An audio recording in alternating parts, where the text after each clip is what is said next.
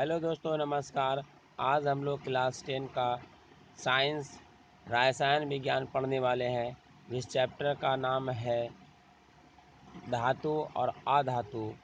Chapter 3 पढ़ेंगे आज, जिसका पार्ट 1 वीडियो होगा आज। चलिए पहला क्वेश्चन पर देखते हैं। अतिरिक्त प्रश्न और उत्तर आज पढ़ेंगे। तो पहला क्वेश्चन हम लोग देखते हैं, धातु क्या है। तो देखिए, धातु वे तत्व होती है जो इलेक्ट्रॉन खोकर धनात्मक आयन बनाते हैं। धातु के महत्तम कोश से सामान्यतः 1, 2 या 3 इलेक्ट्रॉन होते हैं। धातुएं चमकीली होती है और ठोस होती है। धातु ऊष्मा तथा विद्युत का सुचालक भी होती है। अगला क्वेश्चन पे हम लोग चलते हैं, अधातु क्या है। तो देखिए, अधातु वे तत्व हैं जो इलेक्ट्रॉन लेकर ऋणात्मक आयन बनाती है। आधात्विक परमाणु के महत्तम कोश में 5, 6, 7 तथा 8 इलेक्ट्रॉन होता है। केवल हाइड्रोजन तथा हीलियम को छोड़कर अधातु ठोस, द्रव्य और गैस तीनों होते हैं। ये सामान्यतः ऊष्मा तथा विद्युत के कुचालक भी होते हैं। अगला क्वेश्चन पे हम लोग चलते हैं, खनिज क्या है। तो देखिए, खनिज पृथ्वी के अंदर पाए जाने वाले वह प्राकृतिक पदार्थ है जिसमें धातुओं के यौगिक पाए जाते हैं, जैसे मैग्नीज, बॉक्साइट आदि। अगला क्वेश्चन पर चलते हैं, अयस्क क्या है। अयस्क वह खनिज होते हैं जिससे धातुओं का निष्कर्षण लाभप्रद हो और जिनमें धातु की मात्रा अधिक हो। सभी अयस्क खनिज होती है, परंतु सभी खनिज अयस्क नहीं होता है। वह खनिज जो सस्ते से सस्ते विधि से किसी तत्व को प्राप्त करते हैं, वह तत्व का अयस्क कहलाता है। अगला क्वेश्चन में हम लोग चलते हैं, गैंग किसे कहते हैं। देखिए, पृथ्वी से प्राप्त खनिज अयस्कों में मिट्टी, रेत आदि जैसे कई अशुद्धियाँ होती है, जिन्हें हम लोग गैंग कहते हैं। अगला क्वेश्चन पे चलते हैं, धात्विक या धातु क्रम क्या है। अयस्क से धातुओं का निष्कर्षण करने तथा धातुओं को प्राप्त करने की प्रक्रिया को धात्विक या धातु क्रम कहते हैं।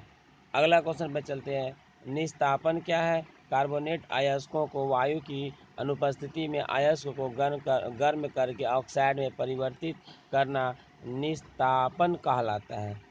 अगला क्वेश्चन में चलते हैं, अयस्क का समृद्धिकरण क्या है। तो आप देखिए, आंसर यहाँ पे, अयस्कों में से अवांछनीय अशुद्धियों को दूर करने की प्रक्रिया को अयस्क का समृद्धिकरण या सांद्रण कहते हैं। अगला नेक्स्ट चलते हैं, भर्जन क्या है। तो सल्फाइड अयस्कों को वायु की उपस्थिति में गर्म करके ऑक्साइड में परिवर्तित करना भर्जन कहलाता है। अगला क्वेश्चन पे हम लोग चलते हैं, धातु का परिष्करण क्या है। धातु परिष्करण की कितनी विधि होती है, चलिए देखते हैं। तो आंसर यहाँ पे है, अशुद्ध धातुओं को शुद्ध करना धातु परिष्करण कहलाता है। तो धातु की परिष्करण की 4 विधियाँ होता है, आप लोग नीचे देख सकते हैं। परिसमापन नंबर 2 है, आसवन नंबर 3 है, विद्युत अपघट्य परिष्करण, जोन परिष्करण विधि। अगला क्वेश्चन में चलते हैं, 11 नंबर क्वेश्चन, धातु का संचालन क्या है। तो इसका आंसर देखिए, धातु का संचालन धातु के क्षय होने की एक धीमी प्रक्रिया है, जो अपने आसपास उपस्थिति वायु तथा नमी तथा प्रदूषकों की क्रिया के कारण अपने ऊपर एक धातु ऑक्साइड की परत बना लेता है और जिससे धातु धीरे धीरे क्षय होने लगता है। यही धातु का संचालन कहलाता है। जैसे लोहे में जंग लगना के संचालन का एक उदाहरण है, या चांदी में काली परत बैठ जाना, ये भी संचालन का एक उदाहरण है। अगला क्वेश्चन देखते हैं, रमबर्ड का वल्वीनीकरण क्या है। तो प्राकृतिक रमबर्ड को सल्फर के साथ गर्म करने की प्रक्रिया को, है ना, रमबर्ड का वल्वीनीकरण कहते हैं। ऐसा उनके गुणों में सुधार करने के लिए किया जाता है। आघातवर्धता तथा तन्यता का क्या अभिप्राय है? तो आघातवर्धता धातु का वह गुण है होता है जिनमें उनको हथौड़े से पीट कर पतली चादर बनाई जा सकती है। धातु के इस गुण को आघातवर्धता कहते हैं। जैसे सोना तथा चांदी सबसे अधिक आघातवर्ती धातुएं होती है। तन्यता के बारे में पढ़ लेते हैं। धातुओं का वह गुण जिनसे उनको खींचकर पतली तार बनाया जा सकता है। धातु के इस गुण को तन्यता कहते हैं, देख सकते हैं। अगला क्वेश्चन चलते हैं 14वां क्वेश्चन पे। मिश्र धातु क्या? धातु किसी धातु तथा अन्य धातु या अधातु के साथ समांगी मिश्रण को मिश्र धातु कहते हैं। उन्हें पिघली अवस्था में रखकर प्राप्त किया जाता है। जैसे जस्ता, रांगा, ये सब सारी मिश्र धातु है। अगला क्वेश्चन पे चलते हैं हम लोग। धातुओं की संचारण रोकने की दो विधियां होती है। तो आंसर देखिए, दो विधियां इनकी निम्नलिखित होती है। रोधी विधि द्वारा वायु तथा धातु के बीच में रोधी का परत लगाकर धातु का संचारण रोका जा सकता है। ये पेंट, वार्निश या टीन, कॉपर, क्रोनियम, निकेल का विद्युत लेपन करके किया जाता है। दूसरा विधि उत्सर्ग विधि द्वारा इस प्रक्रिया में जिंक की परत उसे उस तत्व को चढ़ाकर उस धातु का संचारण रोका जा सकता है। इस प्रक्रिया को वल्कनीकरण कह भी कहते हैं। यशद लेपन या जस्तीकरण या गैल्वेनीकरण किसे कहते हैं? किसी धातु पर जस्ता लेपन की प्रक्रिया को जस्तीकरण या गैल्वेनीकरण भी कहते हैं। अयस्क को समृद्धि करने की विधियों का वर्णन कीजिए। तो देखते हैं यहाँ पे द्रव चलित धुलाई। इस विधि का उपयोग ऑक्साइड अयस्कों को समृद्ध करने के लिए किया जाता है। गैंग कण सामान्यतः अयस्क कणों के अपेक्षा हल्के होते हैं। इस क्रम में संचालित एवं बारीक पीसे हुए अयस्क जो जल धारक द्वारा धुलाई करते हैं, जिनके फलस्वरूप हमें हल्के गैंग कण जल धारा के साथ बहने के उपरांत भारी अयस्क कण प्राप्त होते हैं। फेन प्लवन क्रम ये विधि विशेष रूप से कॉपर, जिंक एवं लेड के सल्फाइड अयस्कों को गैंग से पृथक करने के लिए उपयोग में लाई जाती है। इस क्रम में बारीक हुए अयस्क एवं बड़े टैंक में जल के साथ मिश्रित करके बना लेते हैं। तत्पश्चात उसमें चीड़ का तेल डालते हैं। इस प्रक्रम में जब तीव्र गति से वायु डाला जाता है तो ये प्रक्रिया फेन प्लवन प्रक्रम कहलाता है। नेक्स्ट क्वेश्चन पे आज हम लोग चलते हैं। इसके बाद हम लोग आज ये क्वेश्चन 1 अंक का है जो चैप्टर 3 का है। तो चलिए 1 अंक का भी क्वेश्चन देखते हैं। यहाँ पे दिया हुआ है दो धातुओं के नाम लिखिए जो ऊष्मा की सर्वाधिक चालक होता है। तो जो ऊष्मा जिसमें ज़्यादा प्रवाहित होती है तो वो धातु होती है चांदी एवं कॉपर। नेक्स्ट है क्वेश्चन, दो सबसे अधिक आघातवर्धित धातु का नाम लिखना है। तो यहाँ पे दिया सोना तथा चांदी। आघातवर्धित मतलब जिसे पीट कर चादर बना सकते हैं। दो ऐसे धातुओं का नाम लिखिए जिन्हें चाकू से आसानी से काटा जाता है। सोडियम तथा पोटासियम को आसानी से चाकू से काट सकते हैं। नेक्स्ट क्वेश्चन चलते हैं, उन दो धातुओं के नाम लिखिए जिनका गलनांक इतना कम होता है कि हाथ पर रखते ही वह पिघल जाती है। तो गैलियम तथा सीजियम। अगला क्वेश्चन पे चलते हैं, धातु तथा अधातु एकक का नाम बताएं जो कमरे के ताप पर द्रव अवस्था में पाई जाती है। तो धातु में पारा होता है, अधातु में ब्रोमीन होगा आंसर। नेक्स्ट क्वेश्चन पे हम लोग चलते हैं, ऐसी अधातु का नाम बताइए जिसकी सतह चमकदार होती है। तो आयोडीन होती है। अगला क्वेश्चन में चलते हैं, धातु एवं अधातु किस प्रकृति का ऑक्साइड बनाता है?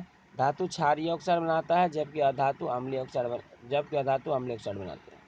कार्बन के उस रूप का नाम बताइए जो अभी तक ज्ञात सर्वाधिक कठोर पदार्थ है। तो हीरा है सबसे कठोर पदार्थ। उन दो धातुओं का नाम लिखिए जो पानी में रखने पर तैरने लगता है। तो कैल्शियम तथा मैग्नीशियम। कौन सी दो धातुएं तनु नाइट्रिक अम्ल के साथ अभिक्रिया करने पर हाइड्रोजन गैस उत्पन्न करता है? तो आंसर है मैग्नीशियम तथा मैग्नीशियम तथा मैग्नीज। अगला क्वेश्चन देख लीजिए, सोडियम तथा पोटासियम धातु को केरोसिन में क्यों डुबा कर रखा जाता है? तो आंसर होगा सोडियम तथा पोटासियम हवा एवं जल के साथ सामान्यतः ताप पर भी बहुत तेज़ी से अभिक्रिया करती है। यदि इसे खुला में रखा जाए तो उसमें आग पकड़ लेती है, अतः इस सुरक्षा के लिए इसे हम केरोसिन तेल में डुबा कर रखते हैं। अगला क्वेश्चन चलते हैं, मैग्नीशियम धातु जब हवा में जलती है तब उसकी लौ का रंग क्या होता है? तो हल्का हरा और नीला हो जाता है। दो धातुओं का नाम बताना है जो पानी से अभिक्रिया नहीं करते लेकिन भाप से अभिक्रिया करती है, एल्युमिनियम तथा आयरन। अगला क्वेश्चन पे चलते हैं, देखिए सोडियम क्लोराइड में किस प्रकार आबंध होता है? सोडियम क्लोराइड में आबंध आयनिक आबंध होता है। निम्नलिखित रासायनिक अभिक्रिया में उपचायक का नाम बताना है। तो यहाँ पर देखिए एल्युमिनियम का उपचायक हो रहा है। अगला क्वेश्चन पर चलते हैं हम लोग, उस विधि का नाम बताया जिसके द्वारा सक्रियता श्रेणी में सबसे ऊपर स्थित धातुओं को निष्कर्षित किया जाता है। तो विद्युत अपघटन अपचयन। धातुओं के निष्कर्षण में सामान्यतः उपयोग में लाए जाने वाले एक सस्ते उपापचय का नाम लिखिए। तो कार्बन है। विद्युत अपघटन परिष्करण में अशुद्ध धातु से बनी इलेक्ट्रोड कौन सी है तथा शुद्ध धातु से बनी इलेक्ट्रोड कौन सी है? तो इसका आंसर हो जाएगा अशुद्ध धातु से बनी इलेक्ट्रोड को एनोड कहते हैं और शुद्ध धातु से बनी इलेक्ट्रोड को कैथोड कहते हैं। तांबे के विद्युत अपघटन परिष्करण में उपयोग होने वाले विद्युत अपघट्य का नाम बताना है। तो अम्लीकृत कॉपर सल्फेट का विलयन होता है। अगला क्वेश्चन चलते हैं, अमलगम किसे कहते हैं? तो यदि कोई एक धातु पारद है तो इसके मिश्र धातु को अमलगम कहते हैं। अगला क्वेश्चन चलते हैं, लोहे से स्टेनलेस स्टील कैसे प्राप्त होता है? तो लोहे के साथ निकेल एवं क्रोमियम मिलाने पर हमें स्टेनलेस स्टील प्राप्त होता है। इसको कठोर बनाने के लगभग 0.05% कार्बन मिलाया जाता है। अगला क्वेश्चन चलते हैं, मिश्र धातु किसे कहते हैं? देखिए दो या दो से अधिक धातुओं के समांगी मिश्रण को हम लोग मिश्र धातु कहते हैं, जैसे स्टेनलेस स्टील, कांसा, पीतल, सोल्डर आदि। यदि तांबा और जस्ते से बने एक मिश्र धातु का नाम बताना है आप लोग को, तो पीतल होगा। फिर तांबा और टीन से बने एक मिश्र धातु का नाम बताना है कांसा, शीशा तथा टीन से बने मिश्र धातु का नाम बताना है सोल्डर का उपयोग लिखिए। इनका उपयोग विद्युत तारों को परस्पर वेल्डिंग करने में किया जाता है। अगला क्वेश्चन चलते हैं, शुद्ध सोने का उपयोग आभूषण बनाने क्यों नहीं किया जाता है? तो शुद्ध सोना 24 कैरेट का होता है तथा ये काफ़ी नरम होता है, इसलिए शुद्ध सोने का उपयोग हम लोग आभूषण बनाने में नहीं करते हैं। अगला क्वेश्चन चलते हैं, शुद्ध सोने को आभूषण बनाने के योग्य कैसे बनाते हैं? शुद्ध सोने में 2% तांबा मिलाकर कठोर बनाया जाता है, क्योंकि शुद्ध सोना आभूषण बनाने के योग्य नहीं होता, ये बहुत नरम होता है इसलिए। धातु के विद्युत अपघटनीय परिष्करण के द्वारा एनोड के नीचे निक्षेपित अविलयशील अशुद्धिया का नाम बताना है। तो एनोड पंख होता है। तो आज तक के लिए यहीं तक वीडियो को रखते हैं। पार्ट 2 लेकर आएंगे, ज़रूर देखिएगा और वीडियो को लाइक सब्सक्राइब कीजिएगा। धन्यवाद, थैंक यू।